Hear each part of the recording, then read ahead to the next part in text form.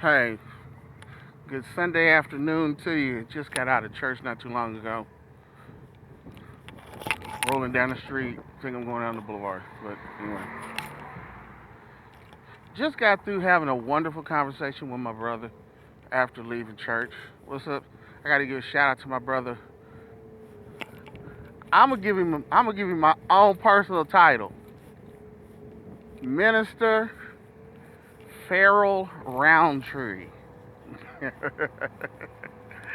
uh, my boy, brother Farrell. I appreciate you so much, my man. I really do. I thank you for everything. And I know I'm not the only one, but I'm just giving you my own personal shout out. I've learned a lot from you. Thank you so much.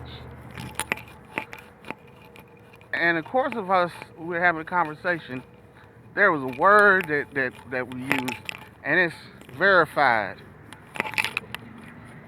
And not only was the word verified used, but sometimes we in the course of wanting to really start trying to be who we know God really intended for us to be, we have journeys that we go on. And sometimes our journeys lead us down roads that people judge us for. And in the process of being judged while we're down that road, people assume that just because we've been rolling in the mud, that there's nothing clean in us. But there is that is a contradiction, uh, because just because the exterior of me may be just as dirty and muddy and nasty looking as can be, God can interject at the tip of my lips and allow words of wisdom to come from my lips. He can allow blessings to come from my lips. He can allow loving deeds of kindness and sympathy and understanding and compassion. God can allow a whole lot of different things to come about and use me as the instrument to to bring about those things, even in the midst of me being a drug addict, a prostitute, a thief, a liar, an instigator, a manipulator, an abuser, an abusee, any number of different things I could be that are not pleasing to Him. But in the midst of that, if my heart desires not to be what my actions are dictating or saying that it appears that I am,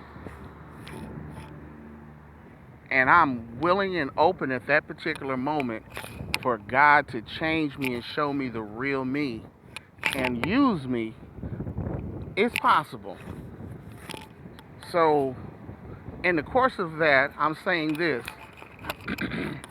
just because you know somebody's past, just because you might have been with that person, last night, 15 minutes ago, 20 minutes ago, instead of looking at the person that is delivering the message, listen to the message. Because just think about it.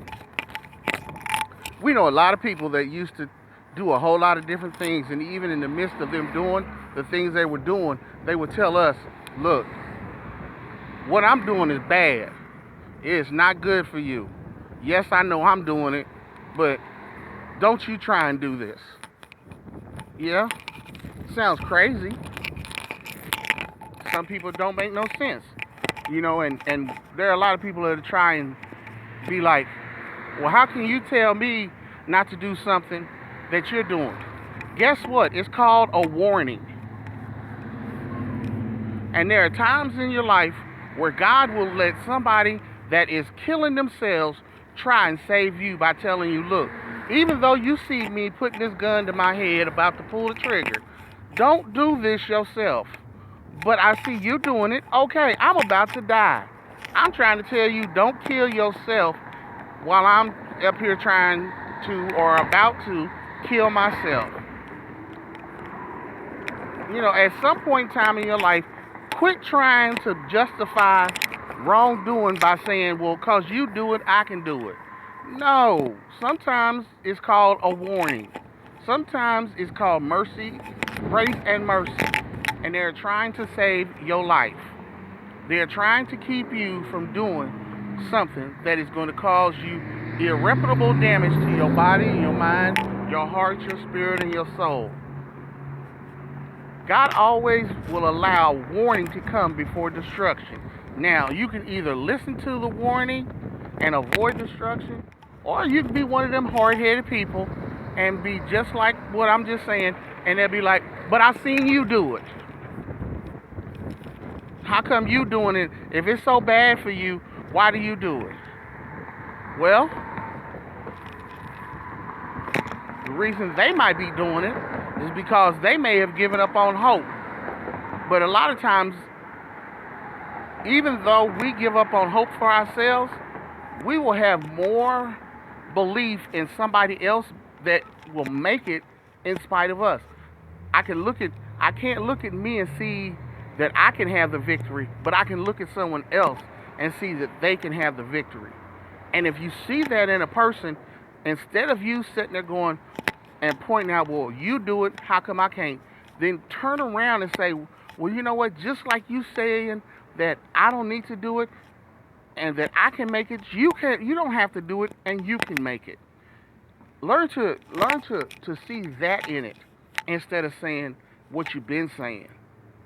If we could learn to look at each other and start lifting up one another instead of pointing out the fault and encouraging the fault and encouraging the thing that's tearing both of us down, and start lifting up the things that God put in both of us that's good in us, then a lot of things in both of us would change. But we're too busy in competition with one another. We're too busy acting like we're afraid that somebody just might do a little bit better than us. If we would learn to also reach back, step back, and turn around and lift up somebody else as we do propel and go forward and go further, and make sure that there's somebody behind us that sees how we did it, sees that went back and got somebody else and brought them along on the journey that God told us to get. Don't just get who you want, get who God tells you to get. If we listen to God's instructions on so many different things, we would get so much further. And for those people out there that want to debate the issue about God and the white man writing the Bible and all of this, that's wonderful. Y'all keep arguing about that.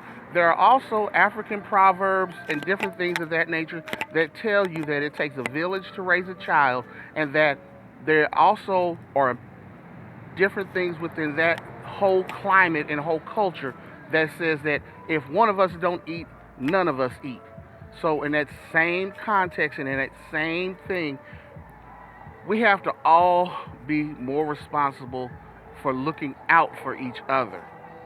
Out of all the different races and communities that there are, the one that I see that has the most potential but is the most destructive is the African American community. God has given us so many talents and gifts, but we spend more time with those talents and gifts doing wrong to each other than we doing right to each other. Somebody get mad about it, I don't know. Get mad, get over it, whatever. But we do.